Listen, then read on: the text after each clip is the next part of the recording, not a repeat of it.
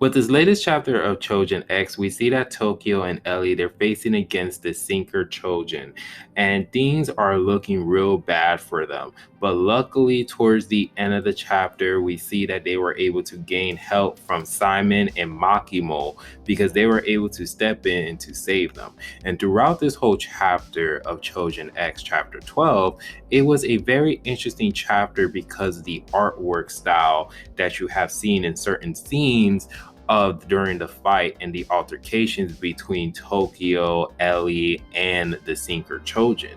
And throughout the whole time, you are able to see how powerful the sinker Choujin is because just based on a sinking ability, you see how he's able to counter and how he's able to create offense attacks so deadly to the point where it was just very difficult.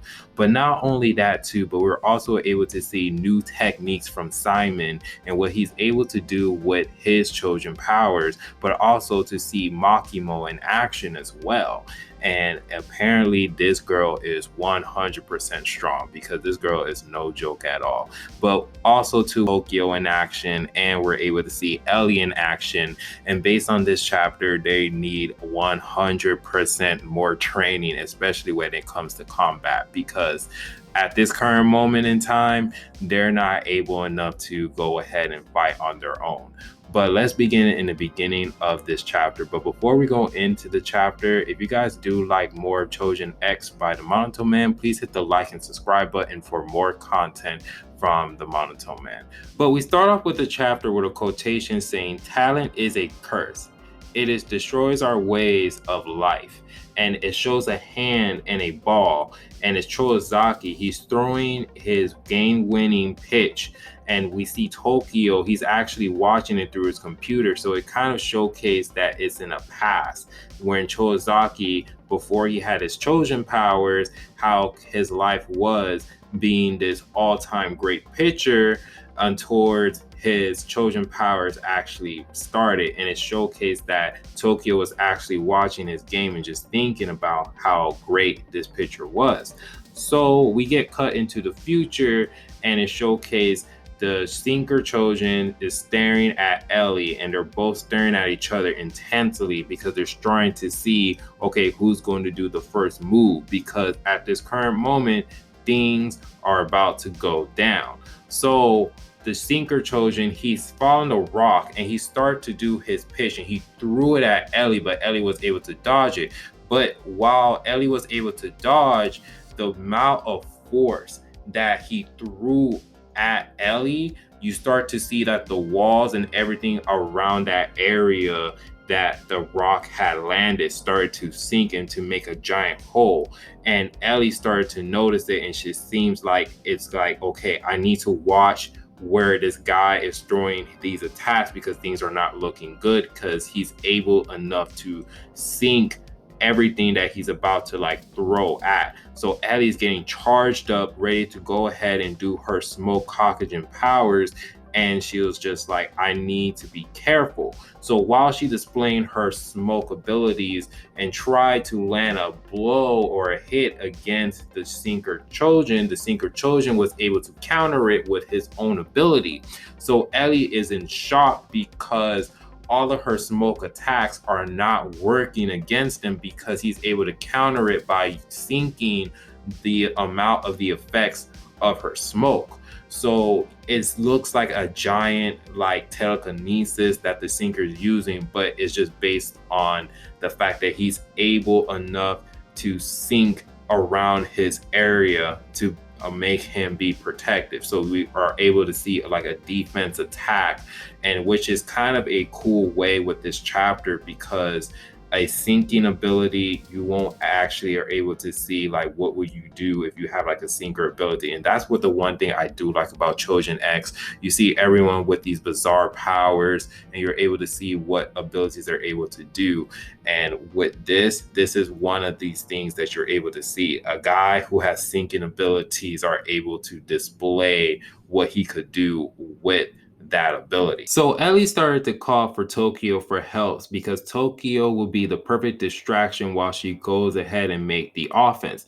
But the issue is that Tokyo, he is not responding at this current moment because it either looks like Tokyo, he's about to transform into his beast of personification, and Ellie just keep calling him out, but Tokyo's not responding. So Ellie decided that, okay, I gotta take the matters into my own hands because it looks like Tokyo, he's out of commission. But at the same time, I can't be reckless while I'm doing this fight against this guy. So Ellie decides to attack the Sinker Choujin from above because if she goes straight forward with him, her attacks won't reach him. So while she's attacking from above, she started to think about the moment when she faced against the Snake Choujin and how Simon attacked her and she turned back to normal. So she decided to weaken him. So hopefully that the whole time that she's weakening him, he'll turn back into human and he won't be in this form. But she doesn't realize that the Sinker Trojan already threw a pole straight at her, and she didn't see it until the pole like went through the smoke. So while it went through the smoke, it started to sink where the direction that she was, and to the point where everything started to collapse and she just fell down to the ground. The funny thing is about this chapter was that when she was thinking about how Simon was destroying the Snake Trojan, you can kind of see how the art style throughout this whole chapter just changed, because the amount of details that she was thinking about the Snake Trojan and how Simon's sword was actually stabbing the Snake Trojan head on was like every detail of the panel, like the snake, the teeth, the sword, was just amazing. So while she's falling down to the ground, the Sinker Trojan is going straight forward for her, and Ellie is just worrying because this man has a bat and he is coming closer and closer. So while he's getting closer and closer, all of a sudden we see complete beast personification, and Tokyo goes straight out of the ground like a damn rocket and tackled the Sinker Trojan all the way up to the ground. And Ellie, she is just surprised and happy. She was like, great job, Tokyo. And Tokyo was just like, thanks. And then so while Tokyo was going to say something, out of nowhere, the Sinker Trojan just knocked the shit out of Tokyo. And Tokyo was flying straight towards the wall, and Ellie was just in shock. She was just like, well, damn. Because Tokyo just transformed, just tackled him, and out of nowhere, the Sinker Trojan just hit him out of the blue, and Tokyo is out of commission just based on the amount of strength and the fact that since he got hit by the Sinker Trojan, the effects of his powers probably have sunk in through his face, because you see Tokyo's beast personification, the skull is cracking. So Ellie goes right in front of Tokyo and telling him and begging the Sinker Trojan to stop and, hey, listen to us. You can gain control over yourself. You can't let those other children try to gain control over you. So while that's going on, so Ellie started asking questions like, hey man, the only reason why we're here is because of the fact that the robberies and if the money and the robberies are for you, hey man, we're just trying to help you out because what you're doing is wrong and you'll get in trouble. And so while she's trying to talk to him, we all see the Sinker Trojan is saying 3. And then so while he's saying 3, we get cut to the next panel where we see Simon and Makio. They're standing on top of a roof. And while they're standing on top of the roof, they're seeing what's going on. And Simon just has enough. And he just went crashing down to the area and he just went full on an attack mode. He says, move aside, students. And then he went to Second Blade, Lauren's sword. And he just went on a parade of attacks, attacking the Sinker Trojan. You see a whole bunch of swords stabbing through the Sinker Trojan's body out of just nowhere, paralyzing him. And then out of somewhere, Makimo just jumped on top of the Sinker Trojan and broke his freaking neck. And she was just saying sorry. And she displayed her Sinker Trojan power of strength. And so everyone was just like, girl, did you just kill him? Because the face of Tokyo and Ellie's face reaction while they just see like the breaking neck of the sinker Choujin and how he looks just looks dead. And how she was able to crack and bend the neck was just something like, ooh, man, you just gotta grab your neck because like your neck is not supposed to bend that way. So Makimo informed everyone, like, hey, I did not kill him, but if this battle continues, and then he won't turn back to normal, saying that if he remains in this form, he won't turn back into Tazuya. So while we see that the stinker Choujin, he starts to yell, and then smoke just coming out of his body.